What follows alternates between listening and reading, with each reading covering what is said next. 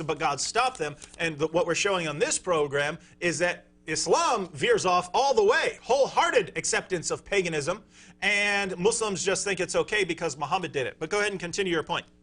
Yeah, I'm a practicing Muslim. I'm practicing, thanks to Allah, I am a practicing Muslim. Jesus came and dealt with the Pharisees and the Sadducees. What the Pharisees and Sadducees did is they were all about money, and they made God seem like an all-hating person.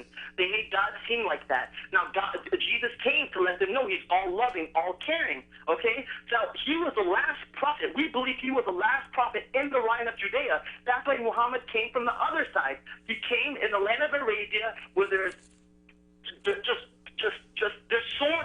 so much miracles involved with Prophet Muhammad that it's so funny how you're bashing him. Islam is 1.7 billion. It's strong. No matter how much you put the show on, it's going to grow. It's the fastest growing religion in the world. Omar, can you hold on, Omar? We got to go to a break. Omar, hold on. Stay on the line. We got to go to a break. Don't leave. All right, ladies and gentlemen, we'll have a break and we will be back.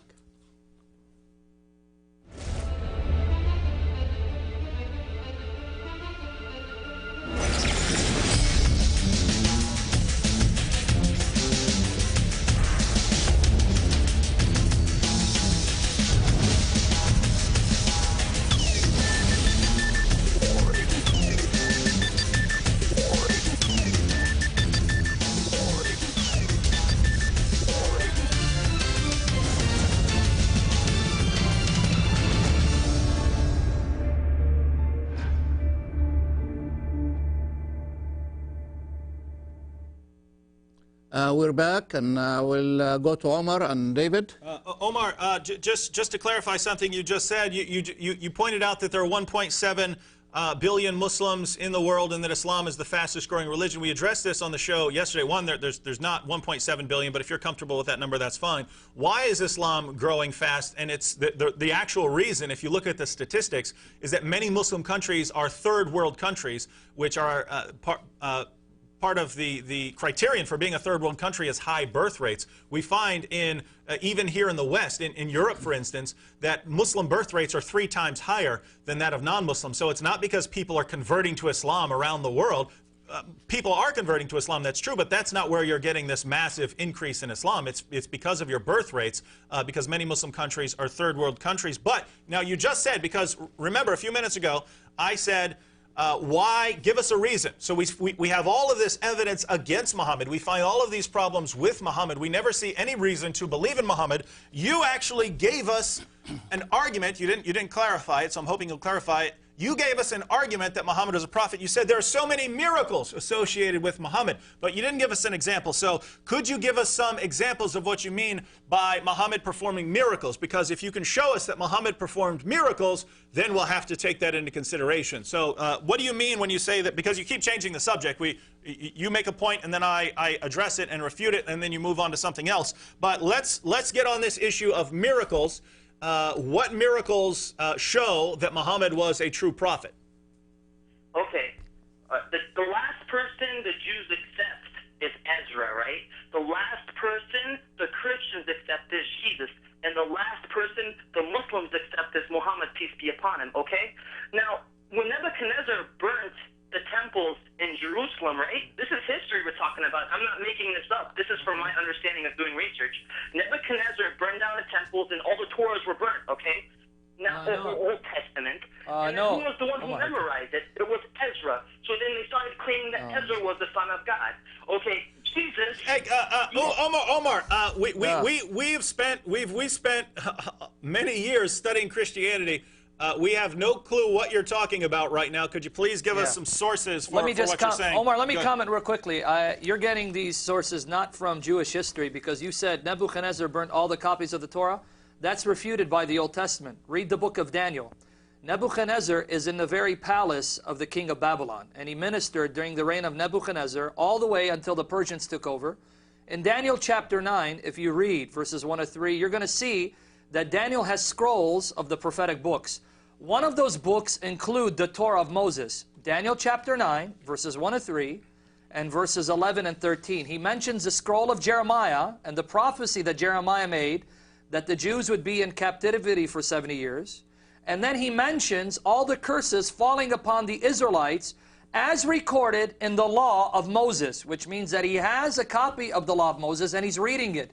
So this myth that you're quoting from doesn't come from accurate, authentic history, nor does it come from the Old Testament writings. It comes from myths and fables that were written centuries afterwards. He also said the Jews called Ezra the son of God. Yeah, that's from the Quran.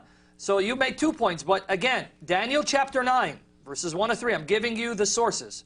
Daniel is ministering to the king of Babylon, Nebuchadnezzar, in the king's palace. You can read it, Daniel, just read the book.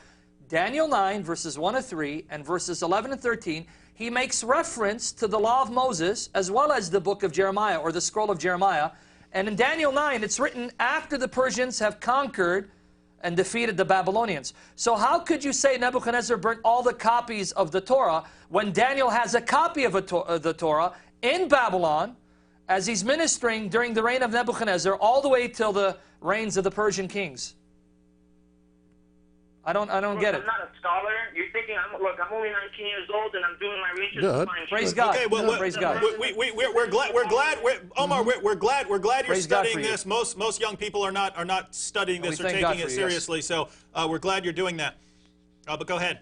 Yes. We're not knocking you, by the way. I'm not a scholar. You're trying to, you know what I mean? Like, the beautiful verse in Proverbs that says, how much better to get wisdom than gold. Amen. This is wisdom. Wisdom seeking truth and finding it. We agree, we agree. Scriptures, and I don't deny nothing. And you know what? You keep cutting me off. Omar, Take the longest time with you.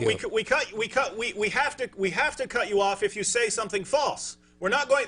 The purpose of this show is to get the truth out about Amen. Christianity and about Islam. If someone, whether Christian or Muslim, says something false about Christianity or Islam, we want to cut that person off so we can correct it. Otherwise, you'll just keep talking as if you've established some truth. So as long as you don't say something false, then we won't jump in on you. But as we've seen, you haven't really gone more than 30 or 40 seconds without saying something that is false, obviously false. And Omar, with all due respect, we can't just let you bring up 10 points.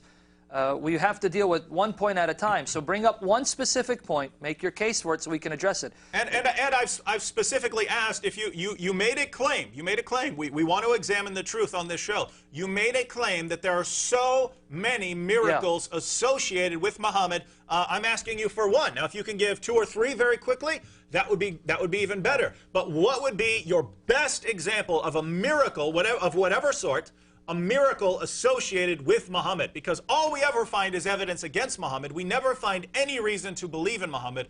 Give us your best example. It's the Quran. It is the Quran. It is the Quran.